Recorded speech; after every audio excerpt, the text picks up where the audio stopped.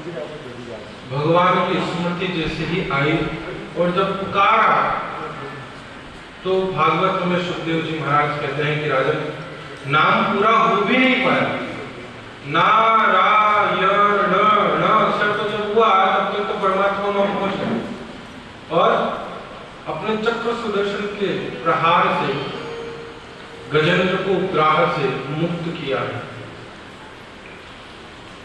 महात्मा कहते हैं कि खूटा का छूटा पशु और चढ़े कांकड़ा जाए, रामचरण दिन पाछले खूटो चिंत कराय, और खूटो चिंत कराय चरत ही पाचा फिर है, देखो मानव अंध व्रत धंधो विस्तरी है, वे हो रहते नर निषिद्ध है, जो रहे राम बिसराय, और खूटा का छूटा पशु चढ़े कांकड़ा जाए।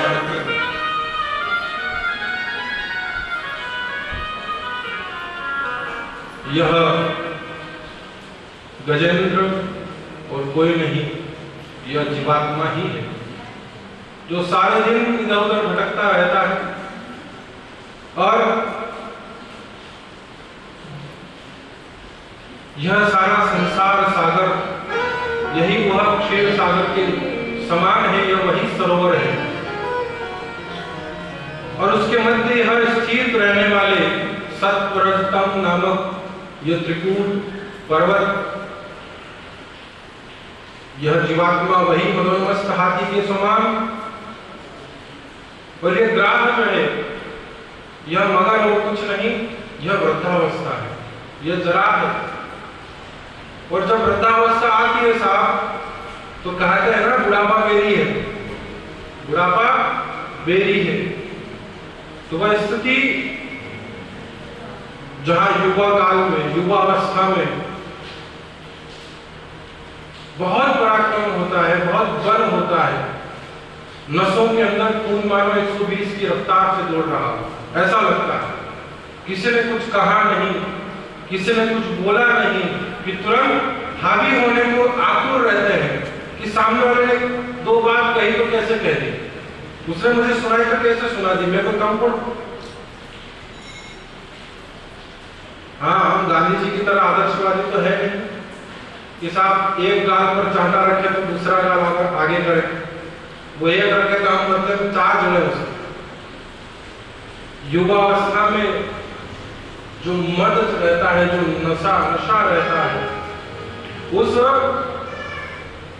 युवावस्था के उस बल के नशे में से कुछ भी नहीं दिखता, मदोमस्त होकर के घूमता रहता है, किसी को कुछ अपने सामने दिखता ही नहीं।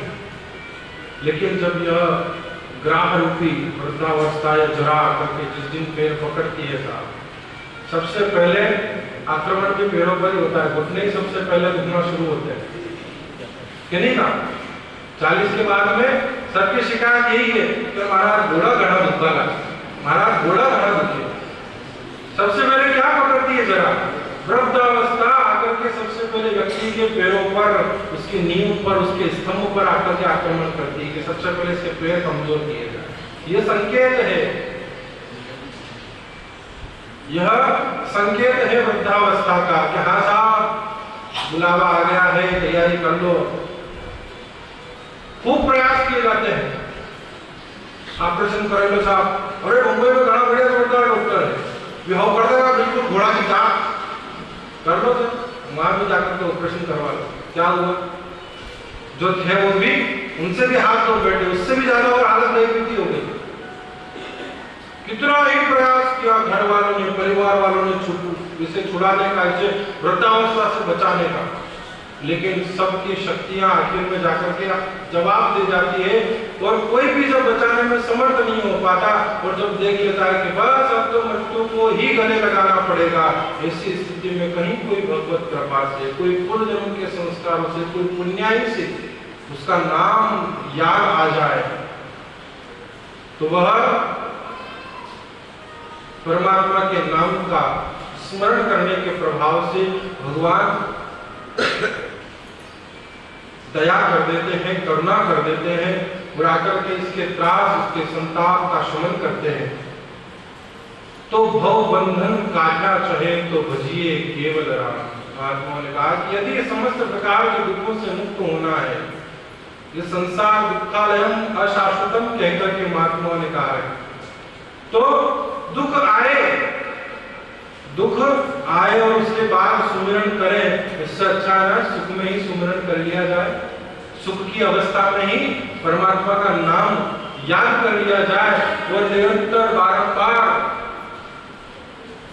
इस मन को समझाते हुए, बताते हुए, इसे सिखाते हुए अभ्यास करवाया जाए।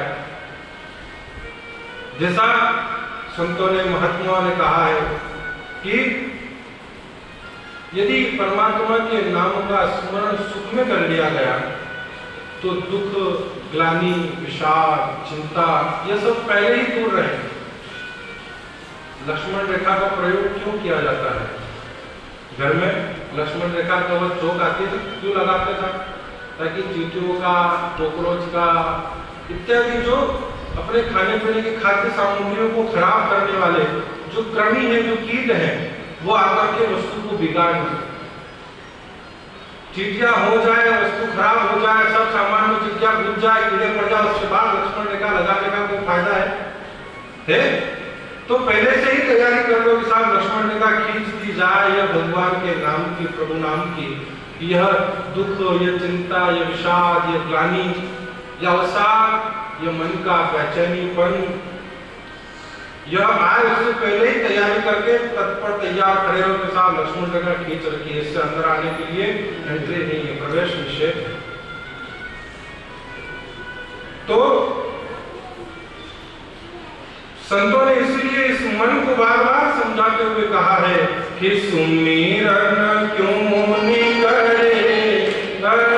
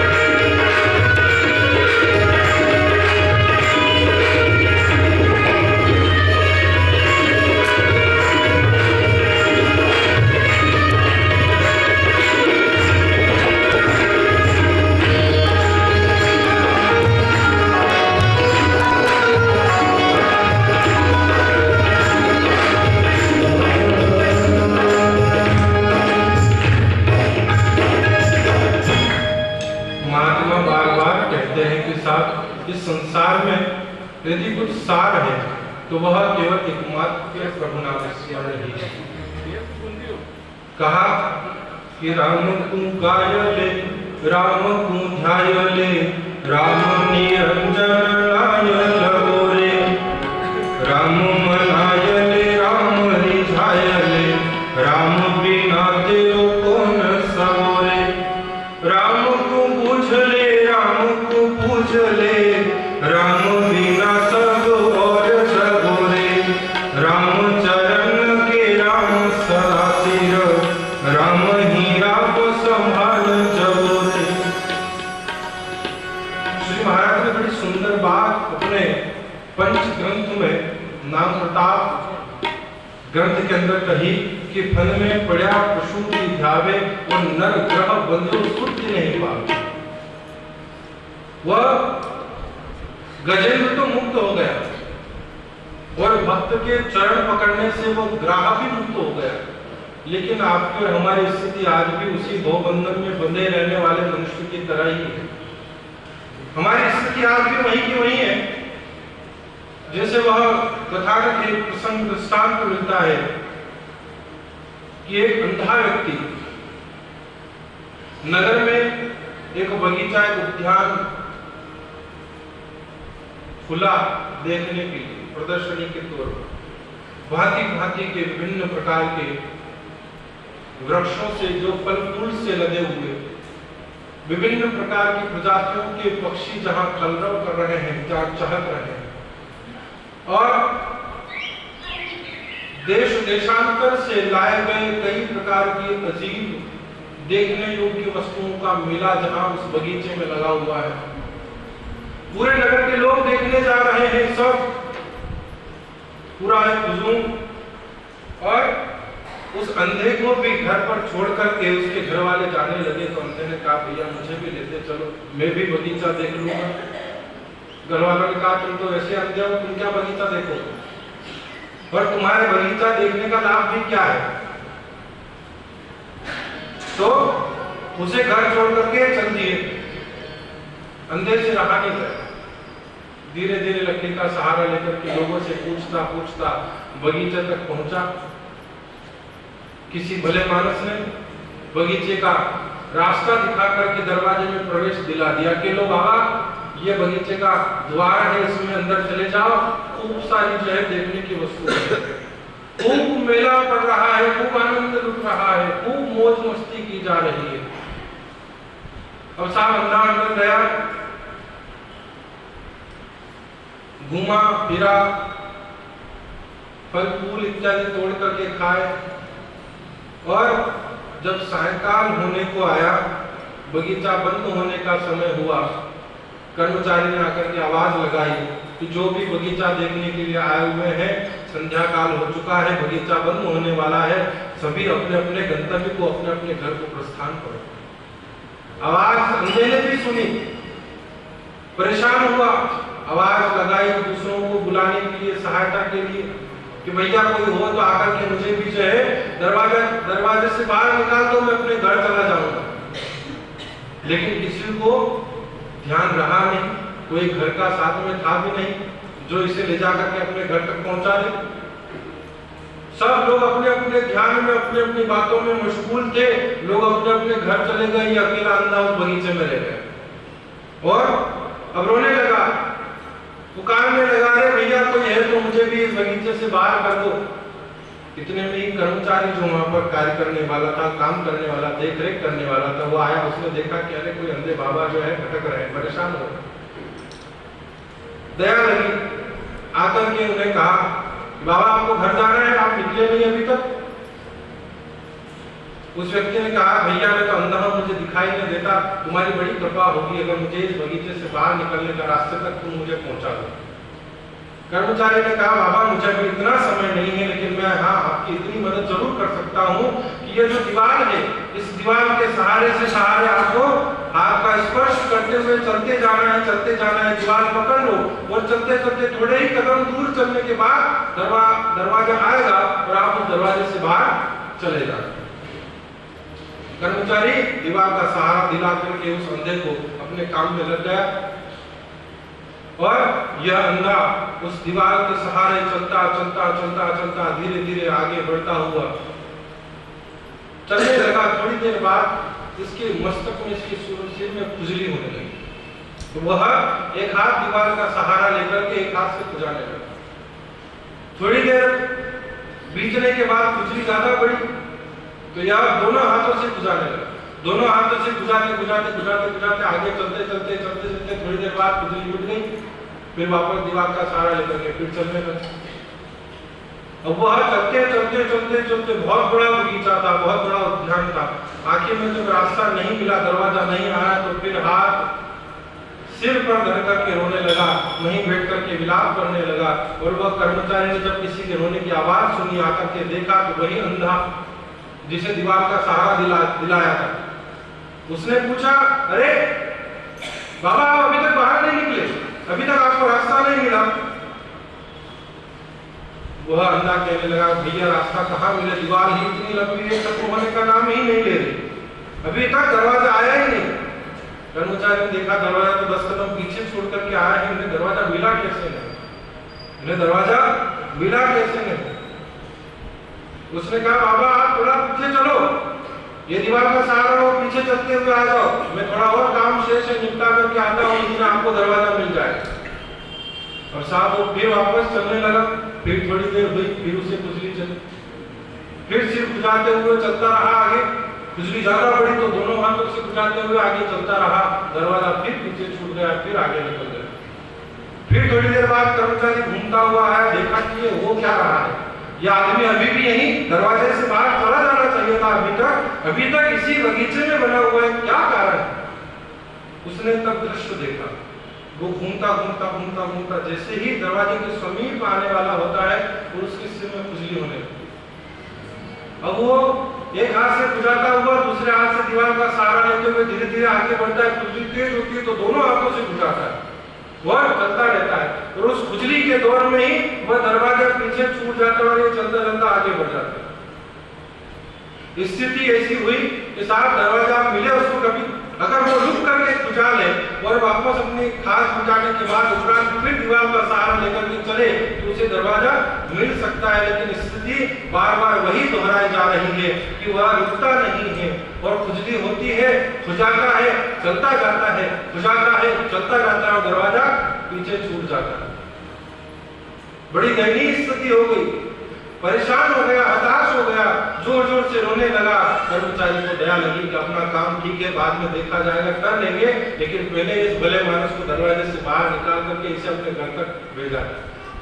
हाथ पकड़ करके उसने उस दरवाजे से बाहर करके उसको उद्यान से, बगीचे से बाहर निकाल दिया, अपने घर की ओर भेज दिया। स्थिति ये है साहब कि बंदा जो व्यक्ति है वो कोई नहीं है, आपकी और हमारी दशा है, हमारी स्थिति है।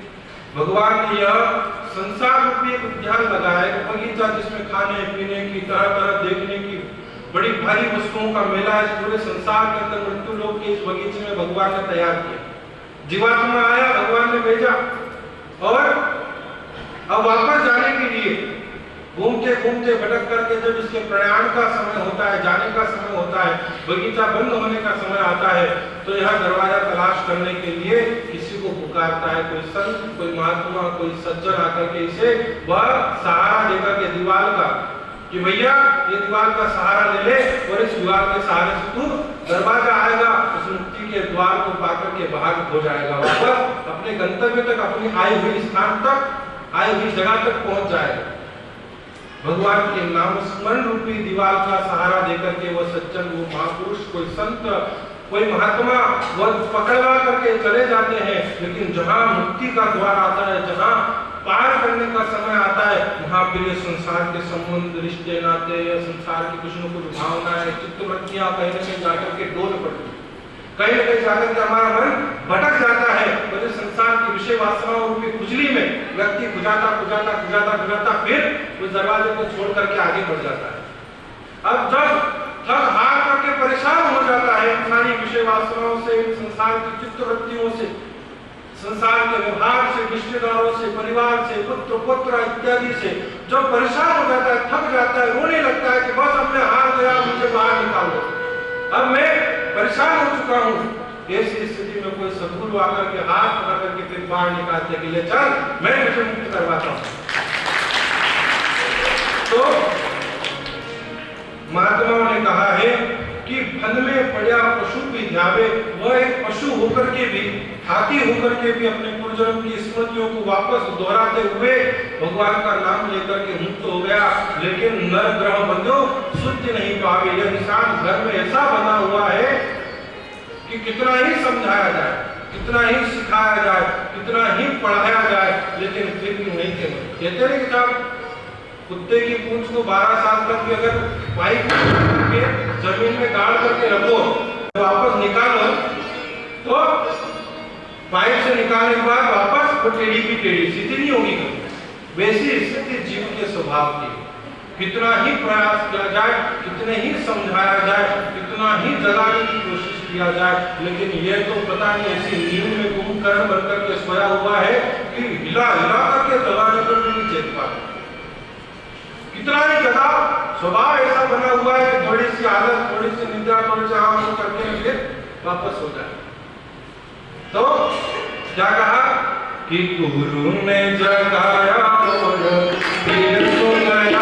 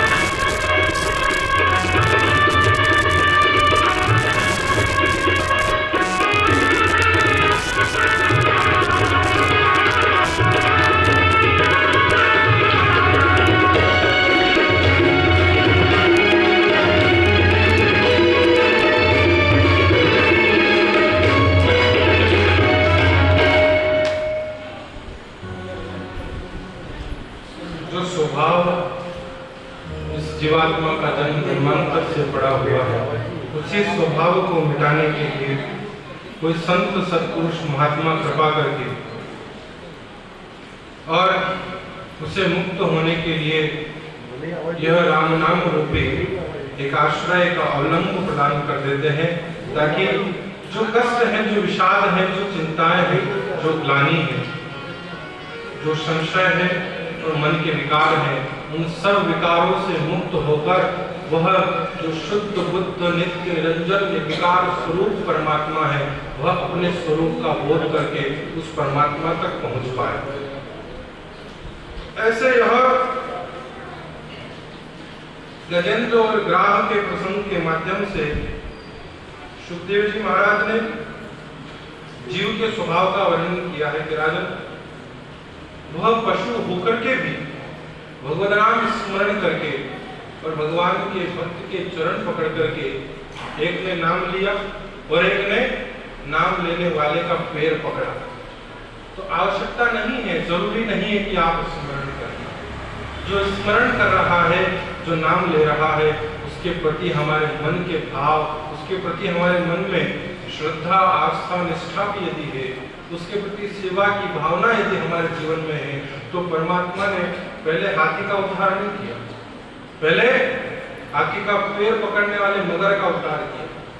तो भक्त के माध्यम से जो भक्ति करे, एक तो स्वयं भक्ति करे और एक भक्त के माध्यम से भक्ति करे, उसका ज्यादा प्रभाव बताया कि परमात्मा ने भक्त का पैर पकड़ने वाले को पहले मुक्त किया। नाम लिया था गजेंद्र ने, लेकिन मुक्त किया पहले मगर को, ग्राह। ये और कोई नहीं, पूर्व जन्म से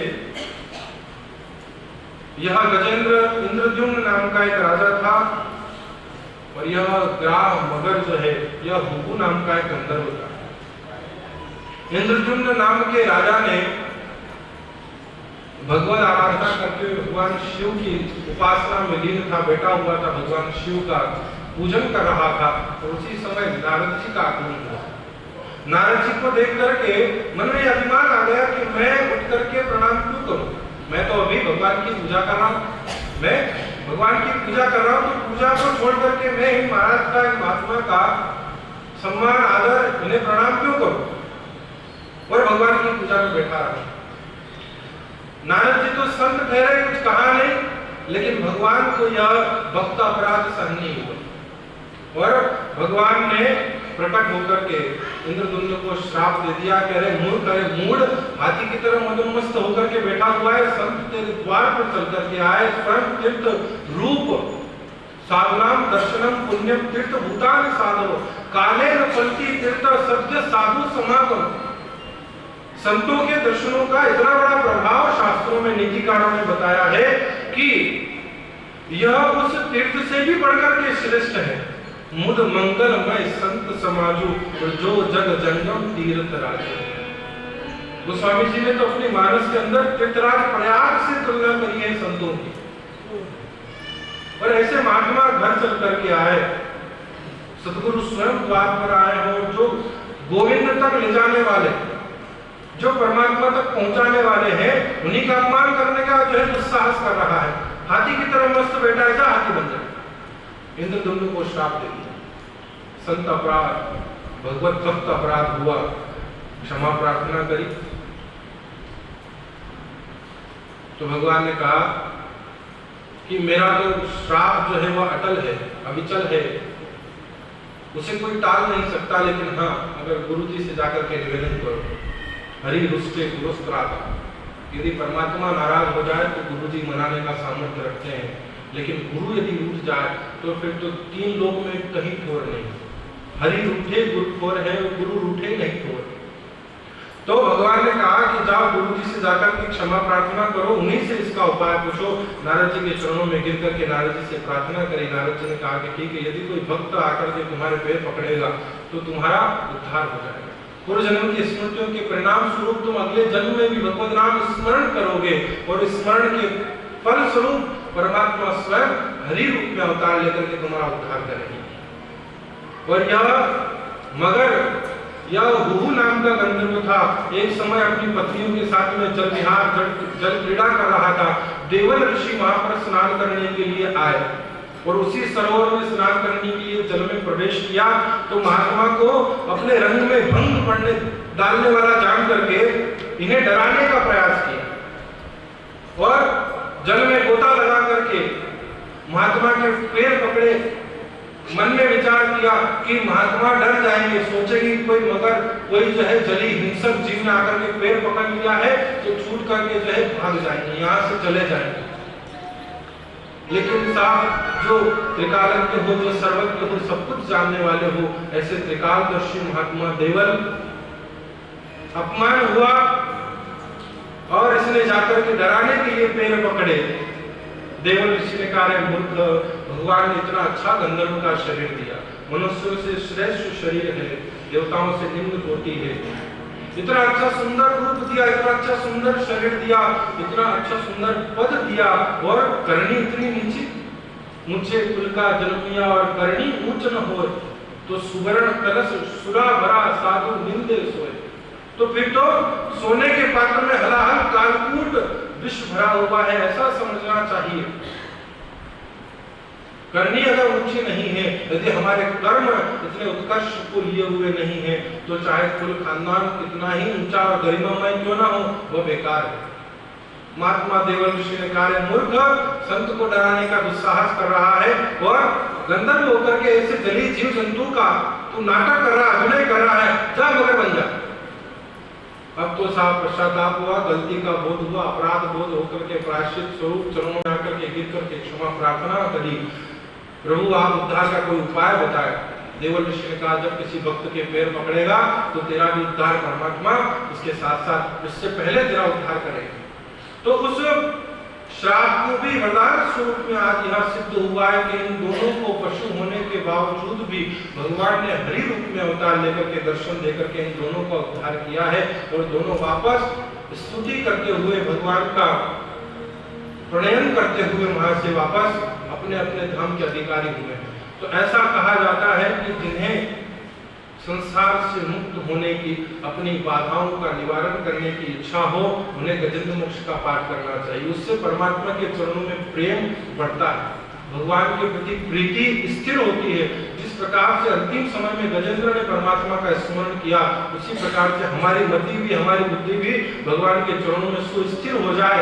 इसलिए गजेंद्र मोक्ष का जो गजेंद्र स्तवन है, गजेंद्र के द्वारा भगवान का श्लोकों के माध्यम से स्तवन किया गया, उस गजेंद्र मोक्ष का पाठ करने वाले को परमात्मा सद्गति देते हैं। ऐसी महत्ता, ऐसा महात्मा भागवत के अंदर गजेंद्र मोक्ष का बताया गया है। तो यह गजेंद्र मोक्ष की लीला के द्वारा भगवान ने हरि रूप में अवतार लेकर के इन दोनों का उद्धार किया। तदनंतर आगे चल करके सुखदेव जी महाराज प्रसंग श्रवण करवाते हैं कि राजन,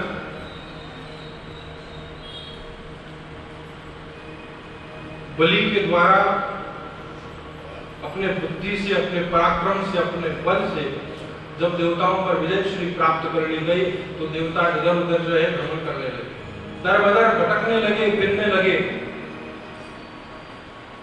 कहीं रहने का कहीं ठोर, कहीं ठिकाना नहीं रहा। ब्रह्मा जी के पास पहुंचे, ब्रह्मा जी ने कहा कि देखो साहब, गुरु तुमसे वैसे भी उठे हुए हैं और गुरु की नाराजगी का उपाय तो परम गुरु ही कर सकते हैं। परम गुरु कौन? भगवान श्री हरि विष्णु, जो जगत गुरु है, उनकी शरण में जाकर के तुम यदि उनसे कोई उपाय पूछो तो भगवान तुम्हारे इस मुसीबत का, इस संकट का निवारण का कोई हल निकाल सकते हैं, ढूंढ सकते हैं। देवता सभी भगवान के पास गए। भगवान ने कहा कि देखो, तुम्हारे ग्रह नक्षत्र अभी ग्रह गोचर ठीक स्थिति में नहीं, और जिस कारण से जो है तुम्हें राज्य संपदा मिलने में, राज्य लक्ष्मी मिलने में अभी थोड़ा समय है। तुम्हें कुछ उद्योग करना पड़ेगा, कुछ पुरुषार्थ करना पड़ेगा, कुछ परिश्रम करना पड़ेगा। सीधा सीधा बहुत खाया आज तक, अब थोड़ा मेहनत का खाना सीखो, थोड़ा मेहनत करना सीखो।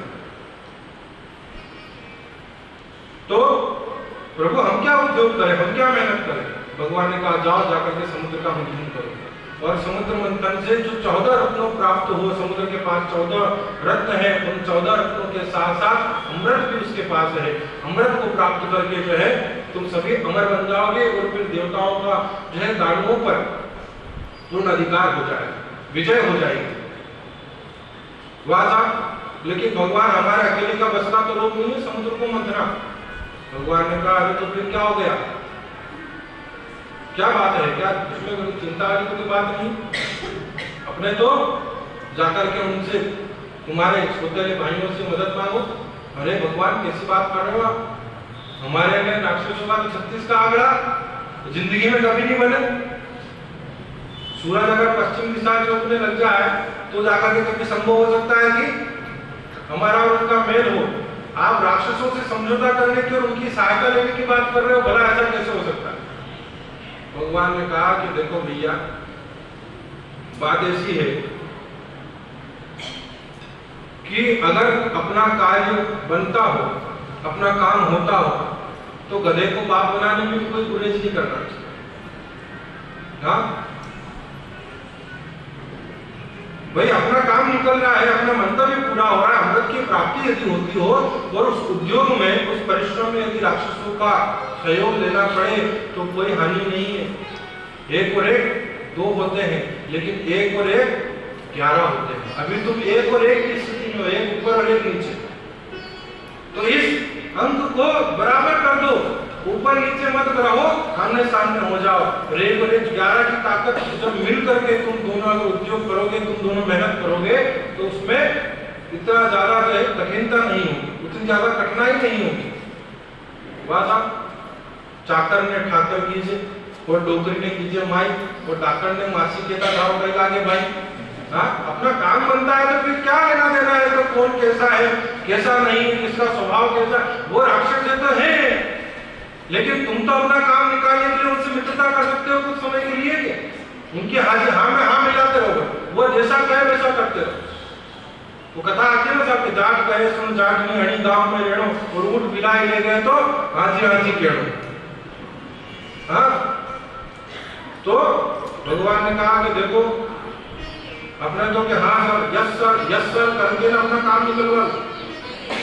दुनिया का उसूल ही है ये सब, जो हाजी हाजी करे वो जीत में रहता है सर, और जो अपने सिद्धांत में अपनी बात पर अड़े रहे, अपनी वाली लगाए, तो उसको बड़बोला कहते लोग करके चालवा ही दे, उन्हें तो ही नहीं कर रहे। तो सम्मान उसी का है जो सामने वाले को सम्मान देना जानता हो, जो सामने वाले को मर्यादा के अनुसार, जो सामने वाले के व्यवहार के अनुसार उसका जो है सत्कार करना जानता हो। तो यदि इस कार्य में राक्षसों का सहयोग लेना पड़े तो उसमें भी कोई परहेज मत करो, उसमें कोई संकोच मत करो, जाओ जाकर के उनसे मित्रता करो और उनसे कहो अरे साहब आप स्वर्ग का राज्य करो तो क्या, हम राज्य करें तो क्या, इतने दिन तक हमने राज्य किया तो कोई बात नहीं, और आप राज्य कर रहे तो भी कोई बात नहीं, बहुत अच्छी बात है, प्रसन्नता का विषय है कि आप स्वर्गाधिपति हैं। वह साहब भगवान मंत्र भूखे और गले में बात नहीं उतरे, ऐसा कैसे हो सकता है। वह साहब देवता सभी बलि के पास जाकर के कहा अरे भाई साहब क्या बात है, क्या अलग छटा है आपकी, क्या निराली झांकी है, क्या अनोखी भाव भंगिमा है। मैं भी इतना तो है स्वयं के सिंहासन पर जचता नहीं था जितने आप जच रहे हो। क्या मधुर मुस्कान है, क्या मधुर मनोहारी छवि है। अब तो साहब बलि ने देखा कि ये इनके मुंह से फूल कब से झड़ने लगे, बड़ा आश्चर्य हुआ, पूछा कि क्या बात है, किस हेतु से आपका आना हुआ।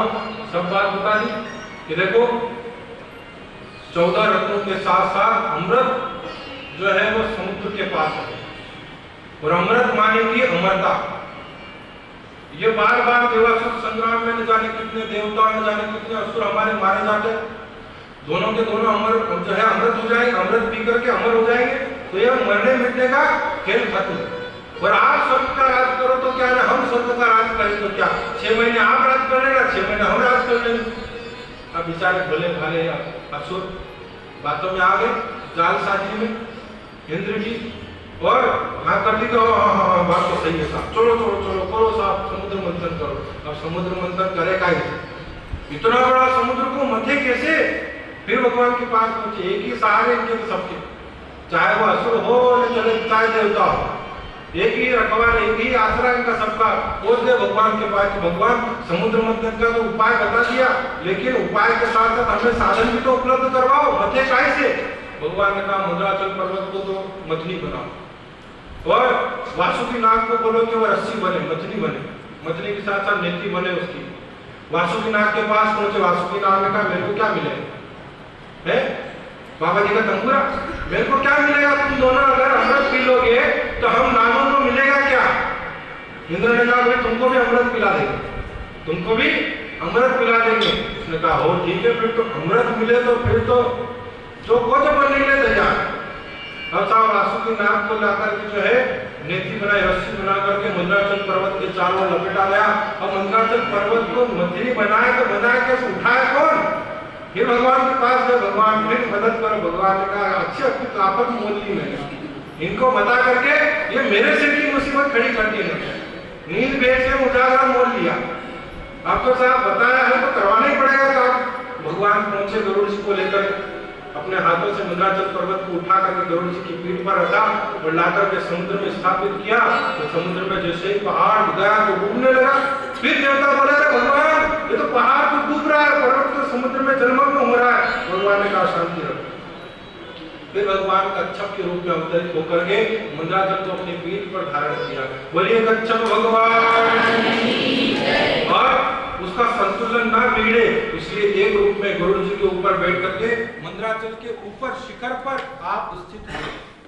और इस प्रकार से समुद्र मंथन का उद्योग वहां पर शुरू करने के लिए एक और दैत्य और एक और देवता दोनों के दोनों खड़े हुए।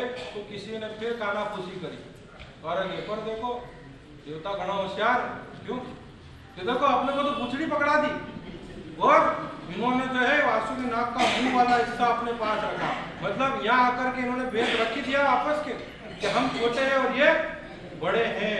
इन्होंने हमें पूंछ वाला हिस्सा दिया और खुद ने जो है मुंह वाला हिस्सा ले लिया। हम कोई छोटे बाप की औलाद है क्या? लो साहब बाप दोनों के एक ही है, कश्यप ऋषि। दोनों के पिता एक ही है, माताएं अलग अलग है। एक की माँ अदिति है और एक अदिति के पुत्र है। अब तो साहब बात देवताओं तक पहुंची। इंद्र ने कहा कि अरे साहब भगवान ने कहा था यस्सर कर लो अपने तो जब तक गरज है तब तक। बात तो क्या करें कि अदला बदली कर लो।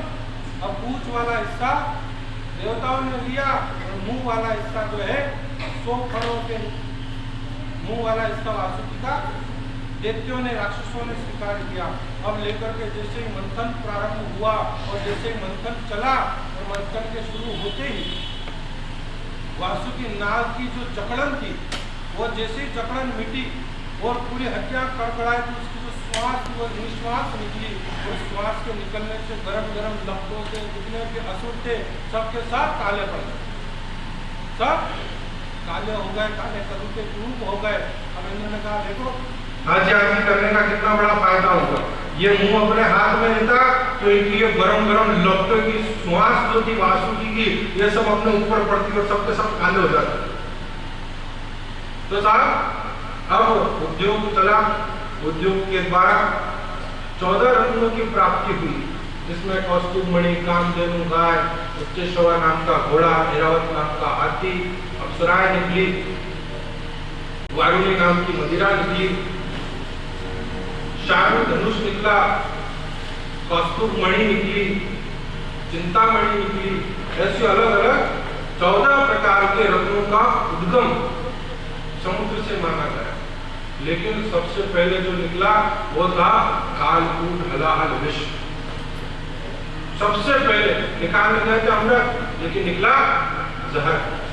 और वो जहर जैसे ही निकला तो पूरे त्रिलोकी के अंदर उसकी लपटें फैलने लगी और उसकी दाहकता से, उसके तेज से, उसकी तपन से, उसके विष के प्रभाव से सबके सब त्राही त्राही करने लगे, परेशान हो गए। भयंकर उसकी वह ज्वालाओं से पूरा त्रिलोकी जलने लगा। अब तो साफ दौड़े दौड़े गए भगवान के पास। भगवान ने कहा कि भैया जहर से तो मैं भी मुक्त नहीं करवा सकता। तो फिर अरे तुम्हारे सबके देवों के देव आदिदेव जो है अहंकार महापुरुष, उनके पास जाओ, महादेव के पास जाकर के शरण लो।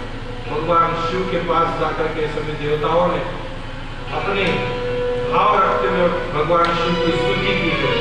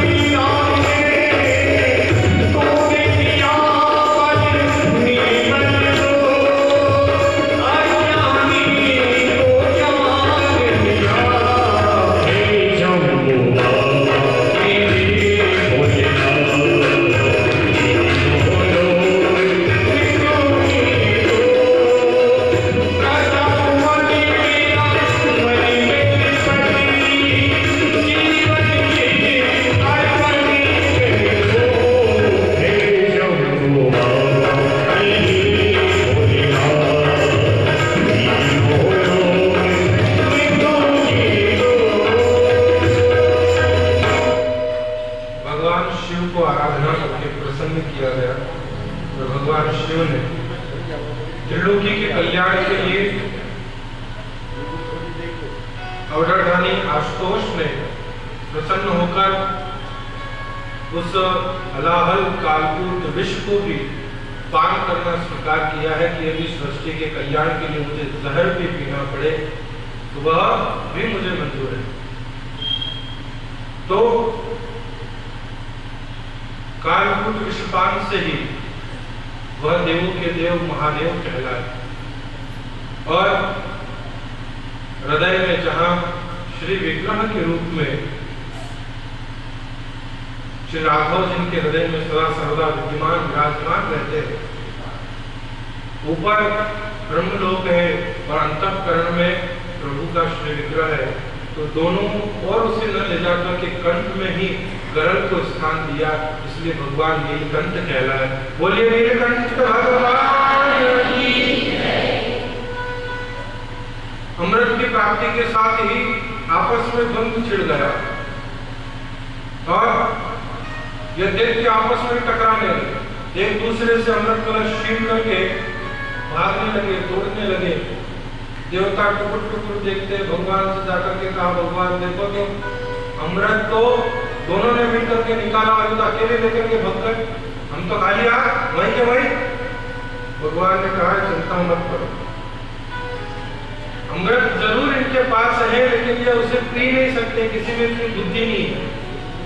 ये सब ला मुझे दे, ला मुझे दे, ला मुझे दे, ला मुझे दे, बस इसी में रह जाएंगे। किसी में इतना विवेक नहीं है कि उसका पान स्वयं कर सके, इसलिए चिंता मत करो। भगवान ने तुरंत मोहिनी का रूप बना करके वहां पर प्रकट होकर के अवतार लिया। स्वरूप को देख करके सभी मोहित हुए और इन्हें अपने हाथों से अमृत पान करवाने का निवेदन किया।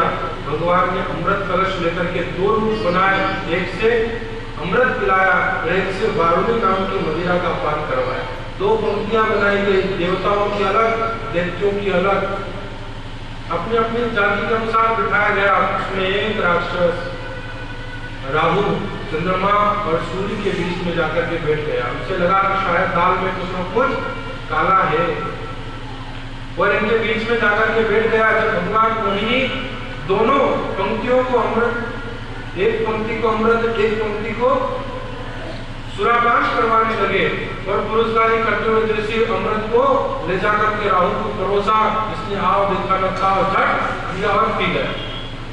पुरस्कारी पूरी भी नहीं होने दी और इन दोनों को चंद्रमा और सूर्य को लगा के होना ये जो है अपनी पंक्ति का आदमी नहीं। देवता वही है जो पंकज में पूरी पुरस्कारी होने के बाद भोजन करे। उनके लड्डू मिले तो वो दूसरा आवेला पत्थर खाली। कई बार ऐसा स्वभाव होता है कि पुरस्कारी पूरी नहीं हो उससे पहले पत्थर जिमा जाए, वो जिम करके तैयार होकर के उतर के चला जाए। देवता वही है जो पुरस्कारी पूरी होने के बाद भोजन करे, लेकिन यहाँ इसका विपरीत आचरण, विपरीत स्वभाव देखा तो मन में आया कि यह हो न हो अपने पंक्ति का नहीं है, कोई बह रुपया है। देखा तो अरे तो राक्षस राहु, भगवान से कह रहे प्रभु ये क्या कर दिया, आपने राक्षस को अमृत पिला दिया। भगवान ने छठ मोहिनी रूप त्यागा, चक्र सुदर्शन लेकर के राहु का शिरोच्छेद कर दिया। अब वो साहब अमृत पी चुका था तो ऊपर का भाग भी जीवित हो गया और नीचे का धड़ भी जीवित ही रहा, मरा नहीं। तो महात्मा ने कहा कि मान सहित विष खाए के और शंभु भय जगदीश और बिना मान अमृत पिए राव घटायो शीश। भगवान को मान सहित विष भी अर्पण किया गया तो परमात्मा महादेव कहलाए। और यहाँ बिना मान, बिना सम्मान के, बिना सत्कार के यहाँ अमृत पीने के बावजूद भी राहु को अपना सिर कटवाना पड़ गया। लेकिन साहब चुगली का फल ऐसा मिला कि सूर्य और चंद्रमा को आज भी ग्रहण के रूप में जो है इसका फल भुगतना पड़ रहा है, इसकी सजा भुगतनी पड़ रही है। इसलिए महात्मा ने कहा कि चोरी चुगली जमानत और पराई नार और जे सुख चाहे जीव तो तजदे बाता चाह। यदि जीवन में आराम से रहना है, जीवन को सुखमय व्यतीत करना है, जीवन को पूर्ण रूपेण आनंद के साथ जीना है, तो चार चीजों का जो है अपने जीवन से इन्हें दूर रखो, इनसे बच करके रहो। एक तो चोरी, एक किसी की निंदा स्तुति चुगली जिसमें हम सभी प्रवीण, वह चतुर होशियार है, अगर इसकी कोई डिग्री हो तो भारत के लोग इसमें सबसे ज्यादा ऊपर रहे अन्य देशों की तुलना में, क्योंकि हमारा स्वभाव ऐसा पड़ गया है, हमारी प्रकृति में यह चीज घुल मिल गई। लेकिन महात्माओं ने इन चीजों से बचने के लिए सदुपदेश देते हुए कहा है कि वह देवता थे सूर्य और चंद्रमा, उन्होंने बुराई करी, उन्होंने चुगली करी, उसका फल आज भी उनको ग्रहण लग रहा है राहु और केतु के रूप में। तो भला हम मानव यदि इस प्रकार के आचरणों को दोहराते रहे, इसमें हमने सुधार नहीं किया, तो सोचो हमारी क्या स्थिति होगी, हमारी क्या दुर्दशा होगी। इसलिए निंदा जितनी हो सके उतना कम करें, बचे उससे, जितना बचा जा सके उतना पर निंदा से बचे। ना तो सुने और ना करे और ना करने दे, करे भी नहीं, सुने भी नहीं, और ना ही किसी को करते हुए सुने। उससे कहे भैया आप किसी की बुराई ना करें। तो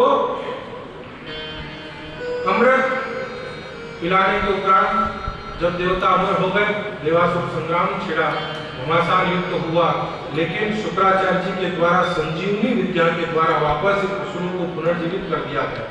भगवान ने अंतिम में आकर के दोनों को समझाया कि देखो तुम्हारे द्वारा इस सृष्टि में होने वाली इस खलबली से न जाने कितना ही रक्तपात होता है, न जाने कितनी ही बड़ी संख्या में असुर और देवता मारे जाते हैं। भला ऐसे नरसंहार से, ऐसे रक्तपात से भी क्या लेना देना। राज्य अगर इंद्र करे तो भी क्या, और बलि करे तो भी क्या। देवताओं को राज्य देने के पीछे कारण यह है कि देवताओं के अंदर दमन की, दान की और दया की वृत्ति है। तुम्हारे अंदर वो चीजें नहीं है, तुम परोपकारी नहीं हो, तुम्हारा जीवन केवल स्वार्थ से परिपूरित है। इसलिए तुम्हें राज्य के इस अधिकार से वंचित रखा गया है। कमियां किसी और में नहीं, कहीं अन्यत्र नहीं, तुम्हारे स्वभाव में है। तुम स्वभाव के कारण असुर कहलाए हो, तुम स्वभाव के कारण दैत्य कहलाए हो, और यह अपने निर्मल और सद स्वभाव के कारण, सद आचरण के कारण देवता कहलाए हैं। तो गलती अपराध तुम्हारा अपना